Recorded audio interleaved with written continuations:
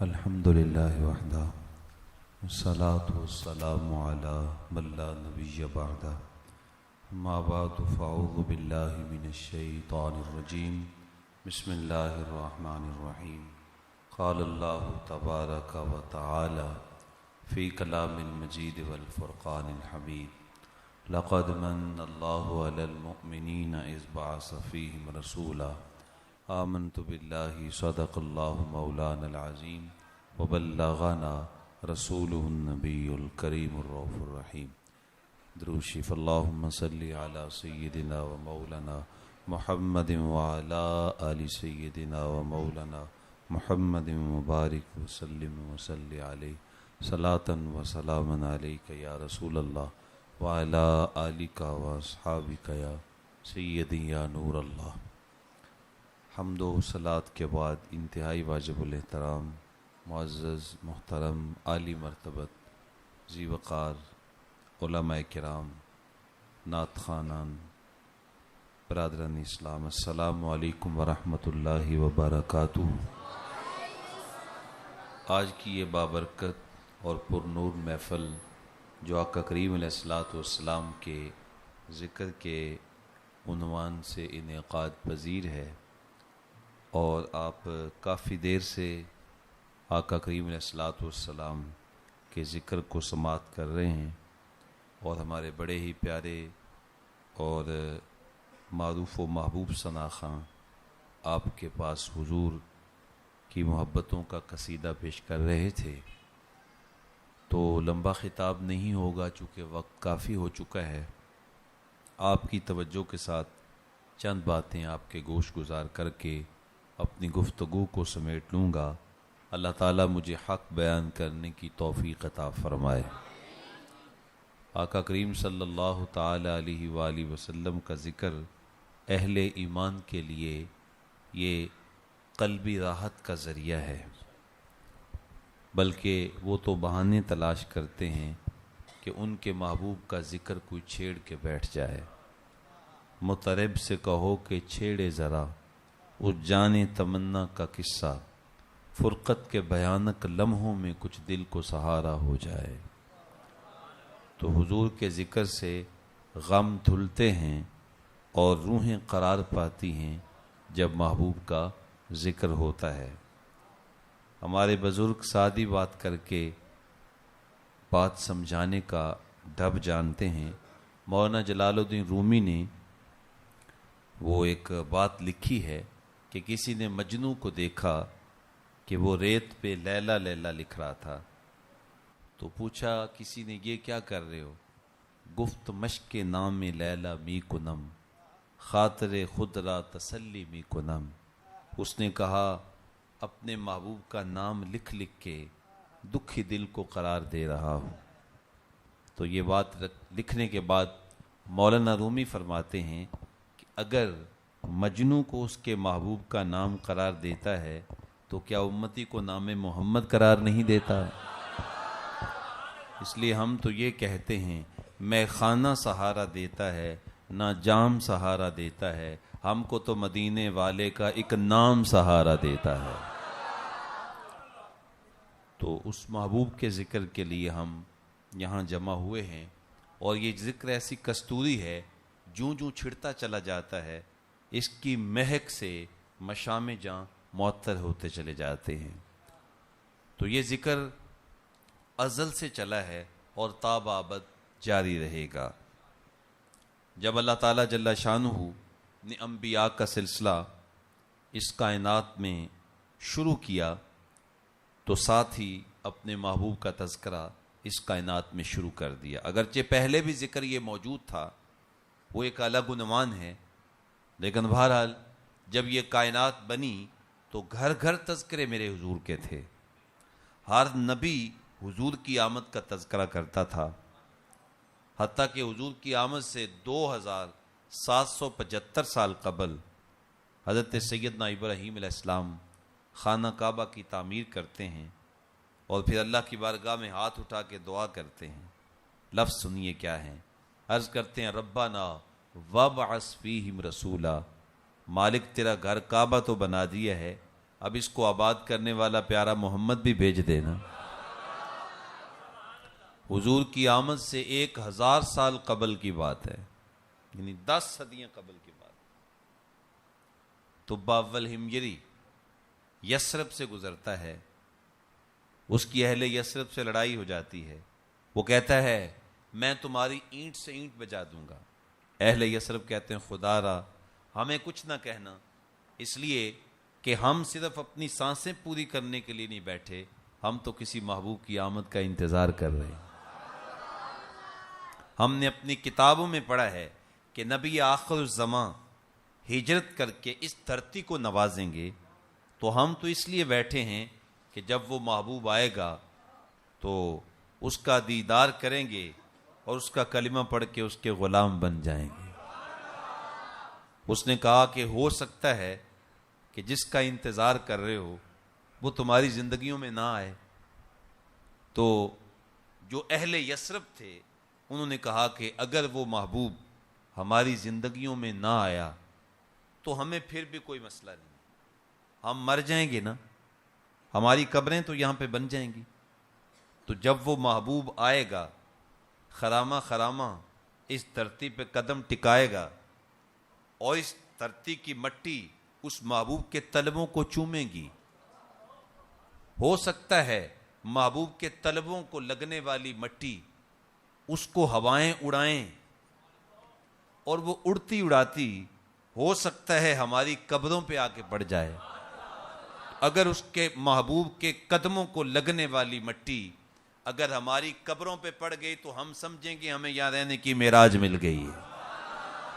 میں تلیاں نبی دیاں چمدا جے میں ہوندا خاک مدینے دی، میں راواں مل مل بہندا جے میں ہوندا خاک مدینے دی، جتھے سونا قدم ٹکاوندا سی میرا سینہ لفدا جاندا سی، میں پھلاں وانگوں کھڑدا جے میں ہوندا خاک مدینے۔ اس نے کہا اچھا تم اس قدر پختہ ارادے لے کے بیٹھے ہو؟ کہا ہاں یہ پختہ ارادے لے کے بیٹھے ہیں۔ تو کہا اچھا پھر میں تمہیں کچھ نہیں کہتا، تم تو اس محبوب کی آمد کا انتظار کر رہے ہو۔ تو جب وہ جانے لگا یہاں سے یثرب سے، اس کے ساتھ 450 علماء تھے۔ پہلے زمانے میں بادشاہ اپنے ساتھ علماء کو رکھا کرتے تھے، کیونکہ بادشاہوں کو علم ہوتا تھا کہ یہ ہمیں علماء بھٹکنے نہیں دیں گے، یہ ہمیں سیدھا رکھیں گے۔ یہ جب سے ہم نے سیاست اور علماء کو جدا کیا ہے نا، وہ اقبال نے بھی کہا تھا کہ جدا ہوتی سیاست سے تو رہ جاتی ہے چنگیزی۔ اور پھر یہ لوگ اسمبلیوں میں بیٹھ کر کے جس انداز کے ساتھ اسلامی جمہوریہ پاکستان کے اندر اسلام کی تدہیق کرتے ہیں اور اسلام کے خلاف جس طرح کے قوانین بناتے ہیں، بعد میں ہم پریشان ہو جاتے ہیں، احتجاج کرتے ہیں اور ہمارے دل چھلنی ہوتے ہیں کہ یہ ہمارے نمائندے، ہم نے ان کو اسمبلی میں بھیجا کہ وہاں جا کے یہ حضور کی ناموس پہ پہرا دیں گے، ہم نے ان کو اسمبلی میں بھیجا کہ وہاں جا کے اسلام کا نام لیں گے، اور یہ اسلامی جمہوریہ پاکستان کی اسمبلی کے اندر بیٹھ کے ٹرانسجینڈر جیسے وہ اسلام مخالف قوانین بناتے ہیں۔ اس کی وجہ یہی ہے کہ وہاں مقتدر علماء موجود نہیں ہیں۔ وہاں اگر مقتدر اسلامی غیرت رکھنے والے علماء اگر موجود ہوں اور ان کی ایک بھرپور تعداد ہو تو پھر ایسا نہیں ہو سکتا۔ تو جب سے یہ معاملہ ہوا ہے تو پھر ہمیں یہ حالات دیکھنے پڑتے ہیں، تو اس لیے علماء کو آگے لائیں۔ آج لوگ کہتے ہیں جی آپ سیاست کی بات نہ کریں، تو آقا کریم صلی والسلام جب مسجد نبوی کے ممبر پہ بیٹھ کے خطاب کیا کرتے تھے تو وہ مسجد نبوی کے ممبر بھی تھے اور مدینہ طیبہ کے وہ فرما روا بھی تھے۔ حضرت سیدنا ابوبکر صدیق رضی اللہ تعالیٰ عنہ مسجد نبوی کے خطیب بھی ہیں اور خلافت اسلامیہ کے فرما روا بھی ہیں، وہ حکمران بھی ہیں، خلیفہ بھی ہیں۔ حضرت سیدنا فاروق اعظم وہ مسجد نبوی کے امام بھی ہیں، اور لوگوں کو پتا تھا کہ اگر اسلام کے خلاف چلیں گے تو حدیں بھی لگیں گی، تو وہ خلیفہ بھی ہیں۔ سیدنا عثمان غنی، حضرت مولا علی، صرف ان کے نام آنے پہ ہم جو ہے وہ ایک عقیدت کا اظہار کر لیں اور نعرے بھی لگا لیں، کیا یہی کافی ہے یا ان کی فکر کو اختیار کرنا ہے؟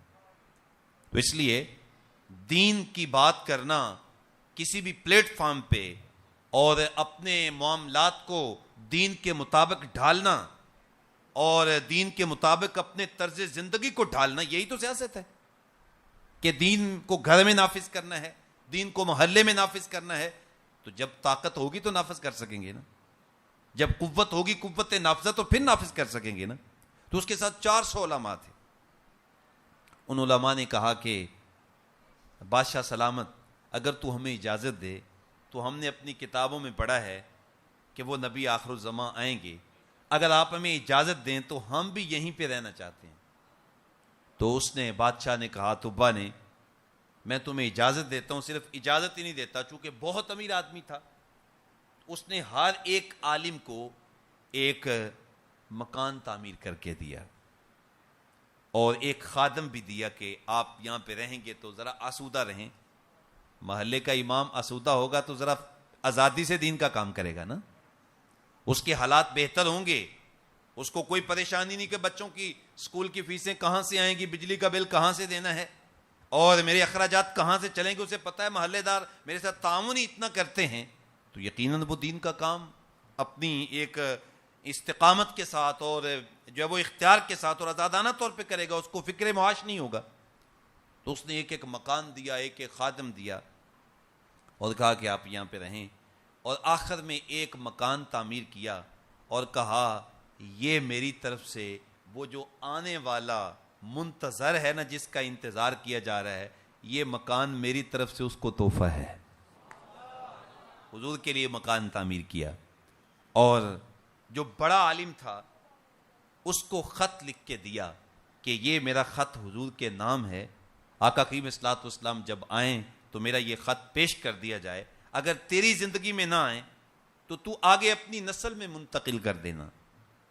تو یہ خط وہاں تک پہنچنا چاہیے. اس کا مضمون سنیں گے آپ کے سینے میں ٹھنڈ پڑ جائے گی. کیسی عقیدت ہے طبا والہمجری کی. تو مضمون یہ ہے، خط کا خلاصہ اس کا یہ ہے، یا رسول اللہ آپ ابھی اس دنیا میں تشریف نہیں لائے، لیکن آپ کے آنے سے قبل میں آپ کا وہ غلام ہوں جو آپ کے آنے سے قبل ہی آپ کا کلمہ پڑھ رہا ہوں. اور مجھے کل قیامت کے دن جب آپ شفاعت کا بازو کھولیں گے اور شفاعت کے ذریعے آپ گناہ گاروں کی بخشش کی خوشخبری سنائیں گے، تو مجھے بھول نہ جانا، مجھے بھی شفاعت میں یاد رکھنا، میری شفاعت کیجئے گا. یہ خط دیا طبا نے اپنے عالم کو اور طبا چلا گیا. ٹھیک 1000 سال کے بعد آقا کریم ہجرت کر کے جب مدینہ طیبہ میں تشریف لائے تو صحابہ کہتے ہیں حضور نے جب مدینے میں قدم رکھا نا تو حضور کے قدموں کی برکت سے مدینہ روشن ہو گیا، مدینہ جگمگانے لگ گیا. حضرت انس بن مالک کی سن لیجئے، فرماتے ہیں میری عمر 6 یا 7 سال ہوگی، لیکن میں نے پوری زندگی میں مدینے کے اندر اتنا روشن دن نہیں دیکھا کہ جتنی روشنی اس وقت اتری جب حضور نے مدینے میں قدم رکھا. اور صحابہ کہتے ہیں ہم نے اپنی آنکھوں سے دیکھا کہ حضور کے چہرے کی چمک سے مدینے کی کچی دیواریں بھی چمک رہی تھی. اور یہ صرف وہ نور مانوی نہیں تھا کہ جب کوئی مہمان آتا ہے تو ہم کہتے ہیں جناب ہمارا تو گھر روشن ہو گیا آپ کے آنے سے. اس کا مطلب ہوتا ہے کہ ہمیں خوشی ہے، فرحت ہے، بشاشت ہے، تازگی ہے. وہ تو تھی اس میں کوئی شک نہیں، لیکن صحابہ کہتے ہیں ہم نے اپنی آنکھوں سے نور حسی دیکھا، حضور کے چہرے کی چمک سے مدینے کی دیواریں چمک رہی تھیں. چونکہ آقا کریم اسلام ہمارا عقیدہ ہے، اور یہ محفل نور سما کے اندر اور مسجد نوری، اس میں حضور کے نور کی بات نہ ہو تو بات تو نہیں نہ بنے گی. ہمارا عقیدہ ہے کہ آقا کریم اسلام جیسے نور مانوی ہیں تو نور حسی بھی ہیں. ام المومنین سید عائشہ صدیقہ کی وہ روایت بڑی معروف ہے، کتب احادیث کے اندر موجود ہے. آپ فرماتی ہیں لنا شمسن وللآفاق شمسن، لوگو ایک سورج تمہارا ہے اور ایک سورج میرا ہے. تمہارا سورج وہ ہے جو دن کو چمکتا ہے اور میرا سورج وہ ہے جو دن کو بھی چمکتا ہے، راتوں کو بھی دمکتا ہے. اللہ اکبر. اور بہت بے شمار روایات ہیں. تو آقا کریم صلی اللہ علیہ وسلم کے چہرے کی چمک سے مدینہ چمک رہا تھا. اور اہل مدینہ نے جس انداز سے حضور کا استقبال کیا، یہ بھی تاریخ کا انوکھا باب ہے. اللہ اکبر. زبان پر طالع البدر علینا کی صدائیں ہیں، دلوں میں ما دعا للہ دائی کی دعائیں ہیں. انصار اسلحہ پہن کے کھڑے ہیں، حضور کا استقبال کر رہے ہیں. اور وہ جو پورا ایک نقشہ تھا نا، مولانا حفیظ جلندری نے اس کو نظم میں بیان کیا ہے. وہ چند شعروں کے اندر بیان کرتے ہیں، فرماتے ہیں جنوبی سمت سے اٹھا ایک نوری غبار آخر. چونکہ مکہ مدینے سے جنوبی سمت پہ ہے، جنوبی سمت سے اٹھا ایک نوری غبار آخر. سواد شہر میں داخل ہوا ناکا سوار آ کر. نبوت کی سواری جس طرف سے ہو کے جاتی تھی، درود و نعت کے نغمات کی آواز آتی تھی. مسلمانوں کے بچے بچیاں مسرور تھے سارے، گلی کوچے خدا کی حمد سے معمور تھے سارے. کہیں معصوم ننھی بچیاں تھی دف بجاتی اور رسول پاک کی جانب اشارے کر کر کے گاتی اور کہتی کیا تھیں؟ ہم ہیں بچیاں نجار کے عالی گھرانے کی، خوشی ہے آمنہ کے لال کے تشریف لانے کی. اسلحہ پہن کے لوگ اپنی حویلیوں کے دروازے کھول کے، حویلیاں سجا کے، سر جھکا کے حضور کی راہیں تک رہے ہیں اور عرض کرتے ہیں ہلم الینا یا رسول اللہ الی العدد والعدت والمن. حضور ہمارے گھر آ جاؤ نا، گھر کافی کھلا ہے، 4 مہمان بھی آ گئے تو سنبھال لیں گے، اور اگر کسی نے حملہ کیا نا تو ہمارے پاس اسلحہ بھی ہے، کاٹ کے رکھ دیں گے. کرم فرمائیں، ہمارے گھر قدم تو رکھیں. اللہ اکبر. لیکن آپ جانتے ہیں صاحب علم لوگ موجود ہیں کہ جب چاہنے والے زیادہ ہوں تو بڑا مشکل ہو جاتا ہے کس کے ہاں ٹھہریں اور کس کے ہاں نہ ٹھہریں. ظاہر ہے جس کے ہاں نہ ٹھہریں گے اس کا دل ٹوٹے گا، اور آقا کریم اسلام دل توڑنے کے لیے نہیں، محبوب تو دل جوڑنے کے لیے آئے ہیں. جب کہا نا کہ حضور ہمارے گھر آ جائیے تو آقا کریم اسلام نے کیا فرمایا؟ حضور نے ناکا مبارک کی جو مہار تھی وہ اس کی گردن پہ ڈالی اور فرمایا خلو سبیلہا ناقتی مامورۃ من اللہ، میری اونٹنی کی راہیں چھوڑ دو، یہ اللہ کے حکم کی پابند ہے، جہاں اللہ کا حکم ہوگا یہ وہیں پہ ٹھہرے گی. اللہ اکبر. اونٹنی چلتی چلتی جب پہنچی نا بنو نجار کے محلے میں تو یہاں وہ بچیاں موجود تھیں جو دفیں بجا کر حضور کا استقبال کر رہی تھیں. ویسے تو پورے مدینے میں استقبال تھا، بچے وہ گلیوں میں، مسلم شریف کی حدیث کے مطابق وہ فرق الغلمان، وہ گلیوں کے اندر پھیل گئے تھے، اور عورتیں جو ہے وہ مکانوں کی چھتوں پہ چڑھ گئیں، مرد چھتوں پہ چڑھ گئے، اور لبوں پہ لفظ کیا تھے؟ ینادونا یا محمد یا رسول اللہ، یا محمد یا رسول اللہ.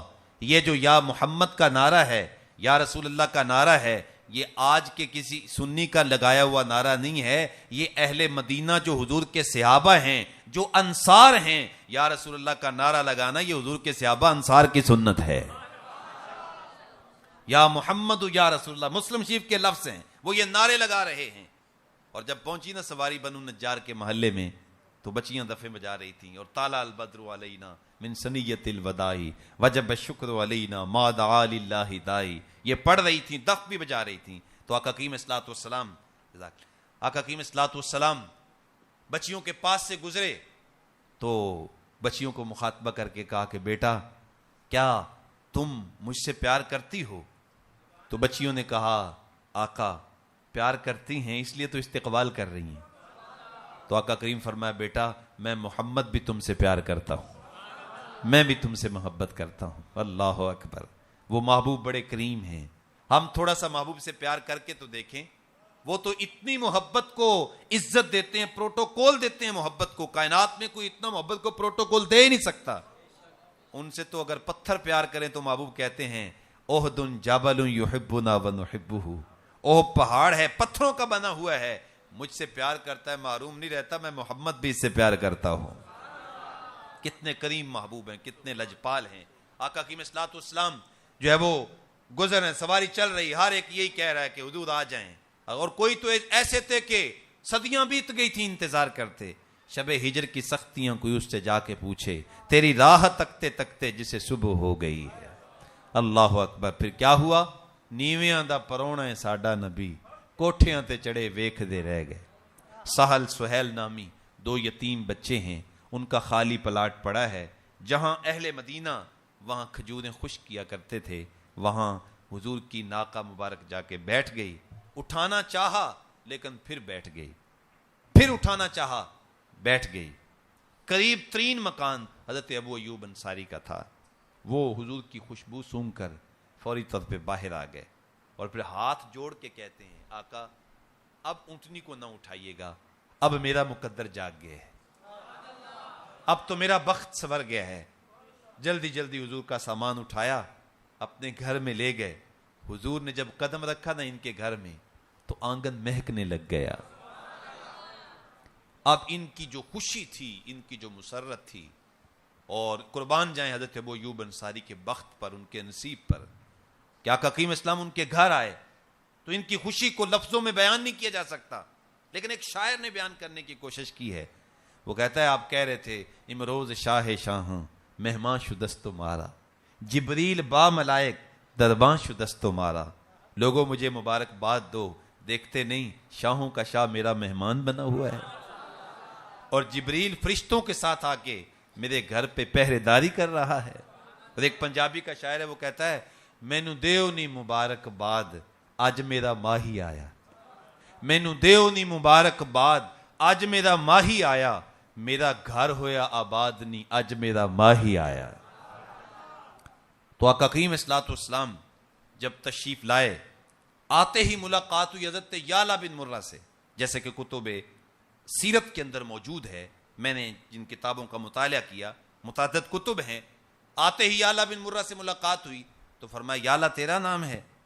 کہتے ہیں میں حیران ہو گیا کہ پہلے تو کبھی میری حضور سے ملاقات نہیں ہوئی، لیکن حضور کو میرا نام بھی معلوم ہے۔ تو حضور فرمایا کہ وہ جو طبا کا خط تھا میری امانت، وہ خط تو لاؤ، وہ خط تو لے کے آؤ۔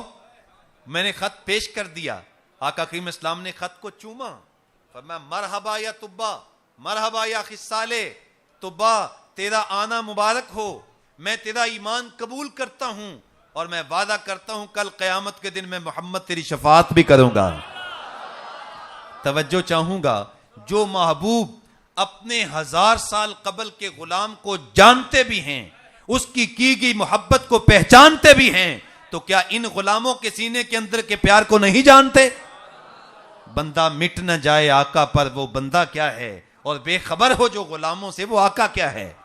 یہ کیسے ہو سکتا ہے کہ محبوب کو اپنے غلاموں کی محبت کا علم نہ ہو؟ وہ تو اپنے 1000 سال قبل کے غلاموں کو بھی جانتے ہیں۔ تو لہٰذا قیامت تک جتنے لوگ آتے رہیں گے، حضور سے پیار کرتے رہیں گے، آمنہ کے لال ان کو محبتوں کا صلہ عطا فرماتے رہیں گے۔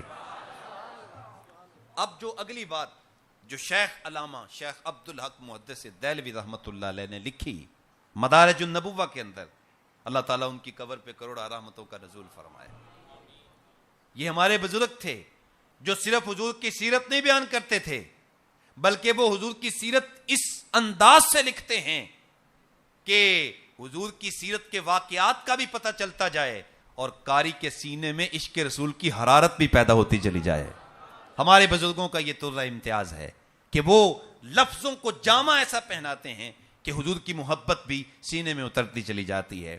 تو آپ نے لکھا اور خوب لکھا، فرماتے ہیں تم جانتے ہو کہ حضور حضرت ابو ایوب انصاری ہی کے گھر کیوں آئے؟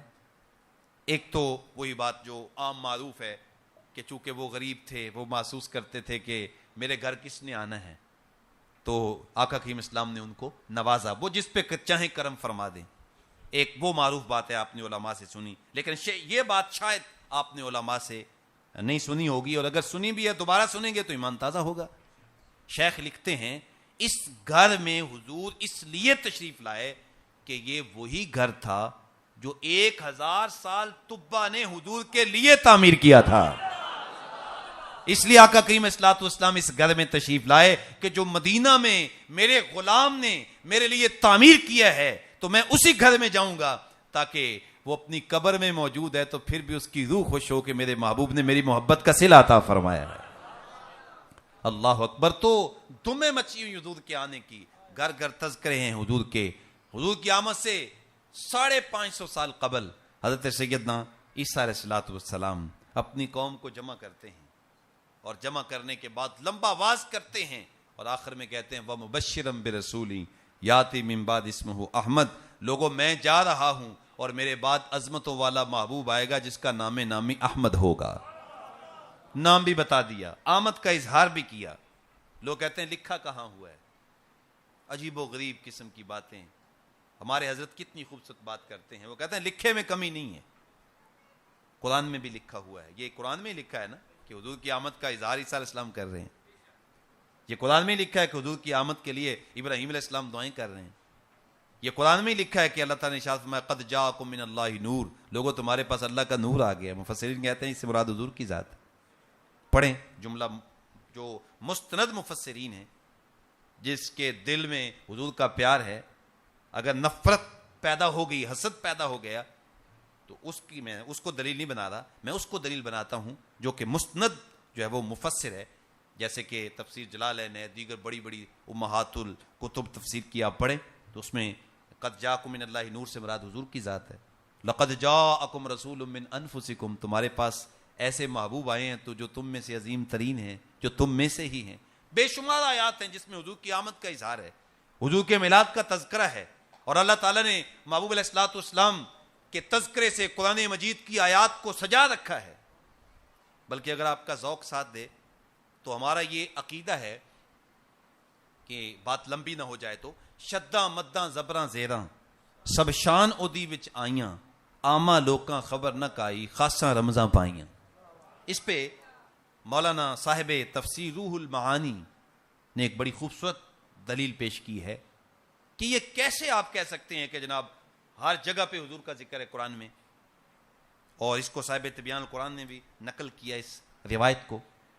آپ کیسے کہہ سکتے ہیں کہ ہر آیت میں حضور کا ذکر ہے، ہر جگہ پہ حضور کا ذکر ہے؟ تو یہ ایک علامہ صاحب تفسیر روح المعانی علامہ سید محمود آلوسی رحمۃ اللہ علیہ، ان کی بڑی خوبصورت بات انہوں نے نقل کی.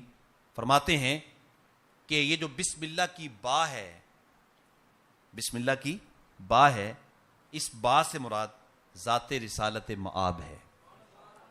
اور با کے نیچے جو زیر ہے اس سے حضور کی صفت رحمت کی طرف اشارہ ہے. اب قرآن پاک کی 114 صورتیں ہیں، 113 صورتوں کے شروع میں بسم اللہ ہے، اور بسم اللہ کی با سے مراد پیارے آقا صلی اللہ علیہ وسلم کی ذات، اور زیر سے مراد حضور کی صفت رحمت کی طرف اشارہ ہے. ایک صورت ہے جس کے شروع میں بسم اللہ نہیں ہے لیکن آغاز اس کا بھی با سے ہوتا ہے. فرماتے ہیں اس سے مراد بھی ذات رسالت مآب ہے، اور اس کے اوپر جو زبر ہے اس سے حضور کی صفت جلال کی طرف اشارہ ہے. اب 113 صورتوں کے شروع میں بسم اللہ ہے، آقا کریم اسلام کا تذکرہ اور حضور کی صفت رحمت اور جمال کا تذکرہ، اور ایک صورت کے شروع میں حضور کا تذکرہ اور حضور کی صفت جلال کا تذکرہ. اللہ تعالیٰ جل شانہ نے 113 صورتوں کے شروع میں حضور کے جمال کو بیان کیا ہے اور ایک صورت کے شروع میں حضور کے جلال کو بیان کیا ہے. تو جس جگہ پہ بھی آپ جائیں گے ہر جگہ پہ آپ کو حضور کی عظمتوں کے قصیدے نظر آئیں گے. اس لیے وہ تو لکھا ہوا ہے، اس میں کمی نہیں ہے. لیکن حضرت کی بات بڑی خوبصورت ہے. وہ فرماتے ہیں کیا کبھی ایسا بھی ہوا ہے کہ بات شمع کی چل رہی ہو اور وہ پروانہ کیسا ہے جو کہے کہ جناب لکھا کہاں ہوا ہے؟ بات پھولوں کی ہو رہی ہو، وہ بلبل کیسا ہے جو کہ لکھا کہاں ہوا ہے؟ تو کہتے ہیں بات نبی کی ہو تو وہ امتی کیسا ہے جو دلیلیں مانگتا پھرے اور کہے جناب لکھا کہاں ہوا ہے؟ اس کو تو اپنے محبوب کا ذکر سن کے اس کا سینہ ٹھنڈا ہوتا ہے، اس کو قرار ملتا ہے. تو لکھے میں کمی نہیں ہے، لکھا ہوا تو ہے، لیکن آقا کریم صلی اللہ تعالی علیہ وآلہ وسلم کی آمد کا اظہار جس انداز سے قرآن میں کیا گیا، اور جگہ جگہ پہ حضور کے تذکرے ہیں، اور اس کو آج اگر ہم بیان کریں تو ہمارا ایمان اسی انداز کے ساتھ تازگی محسوس کرتا ہے. تو آقا کریم صلی اللہ علیہ وسلم جب تشریف لائے تو اللہ تعالیٰ نے پورے پروٹوکول، پوری عزت، پوری تکریم کے ساتھ محبوب علیہ السلام کو اس دنیا میں مبعوث فرمایا. جس سال حضور پیدا ہوئے لوگ اپنی بیٹیوں سے نفرت کرتے تھے، اللہ نے ہر گھر بیٹے عطا فرمائے تاکہ کسی گھر میں وہ اداسی نہ ہو. حضور کی آمد کا صدقہ ہر گھر خوش ہونا چاہیے. حضور کی آمد سے قبل انسانیت غلامی میں جکڑی ہوئی تھی، غلام ہوتے تھے انسان. اور اتنی تذلیل سی انسانوں کی کہ اگر کوئی غلام اپنے آقا کی اجازت کے بغیر اس کا جوتا دھوپ سے اٹھا کے چھاؤں میں رکھ دیتا تو آقا اس پہ بھی اس کو کوڑے مارتا تھا. کیوں؟ حضرت میں نے آپ کا جوتا دھوپ سے اٹھا کے چھاؤں میں رکھ دیا کہ گرم نہ ہو جائے, وہ پھر بھی کوڑے مارتا ہے کہ تو اتنا خود سر ہو گیا ہے, تو نے میری اجازت کے بغیر میرے جوتے کو ہاتھ کیوں لگایا. اس قدر انسانوں کی تذلیل ہوتی تھی. لیکن جیسے حضور پیدا ہوئے, ایک لونڈی آئی ابو لہب کے پاس, کہنے لگی مبارک ہو تیرے گھر میں بھتیجا پیدا ہوا ہے, اللہ تعالیٰ نے تیرے بھائی عبداللہ کے ہاں بیٹا پیدا کیا ہے, مبارک ہو تیرے بھتیجا پیدا ہوا ہے. اس نے انگلی کا اشارہ کیا, جا تو آزاد ہے. اب یہ ایک چھوٹا سا واقعہ ہے لیکن اس کے پیچھے کا فلسفہ دیکھیں. فلسفہ یہ ہے کہ جب اس لونڈی کو آزادی ملی تو یہ اعلان تھا اب غلامی کی زنجیریں ٹوٹ جائیں گی, اب وہ آگے ہے جو پوری انسانیت کو آزاد کرنے کے لیے آیا ہے.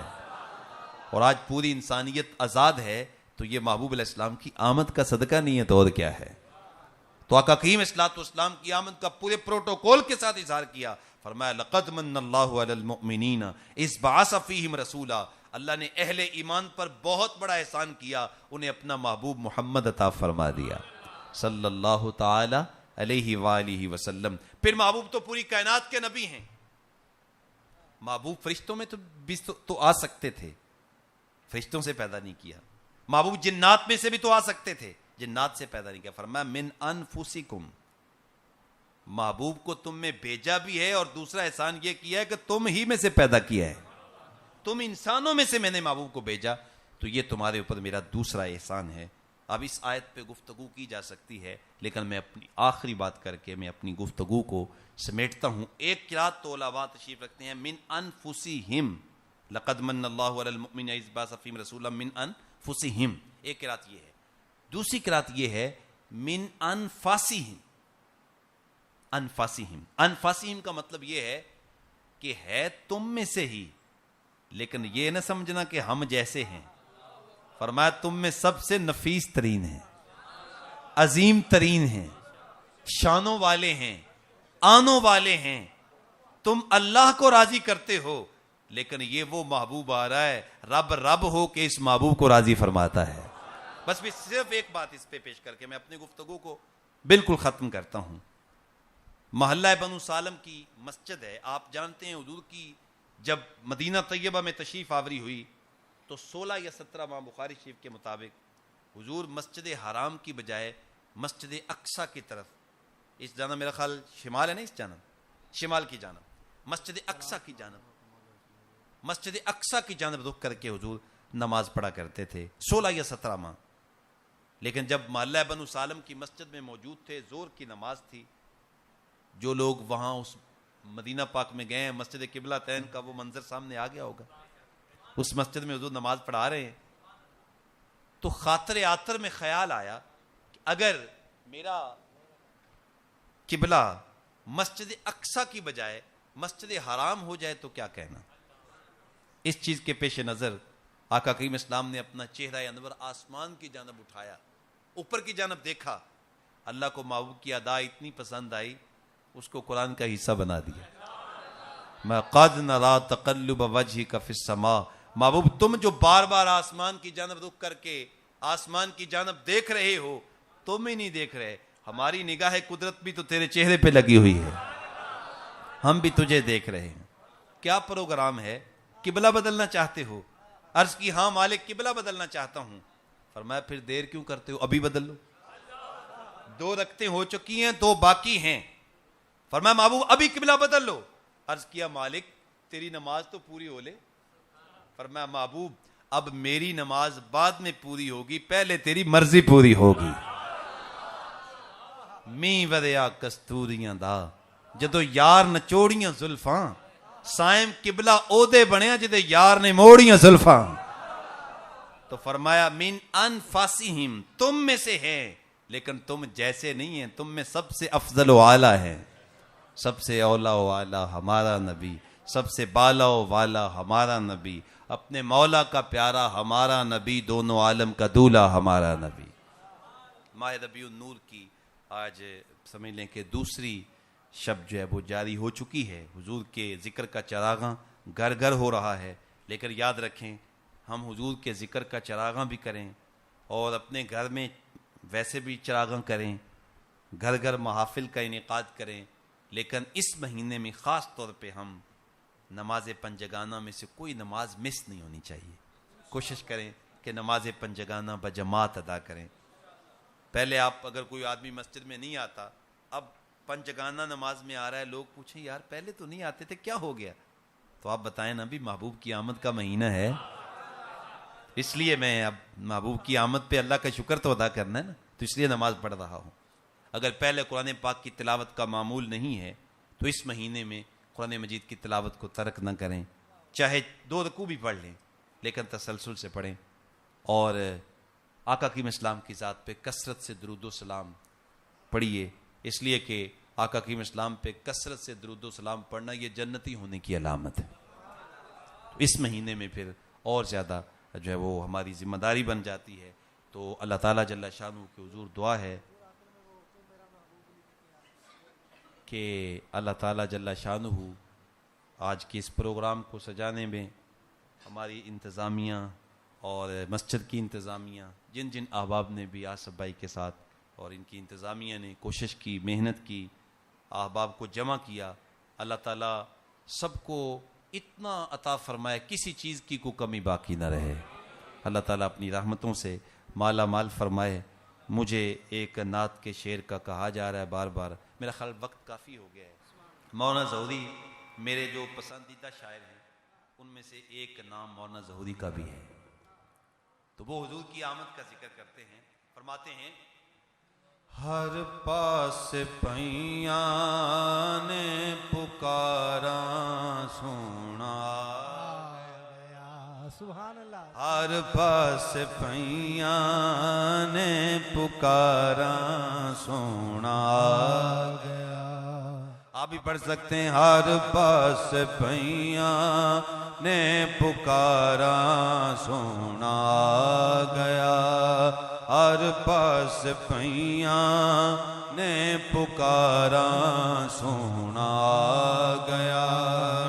وہ دنیا تے آیاں نے بہاراں سونا گیا،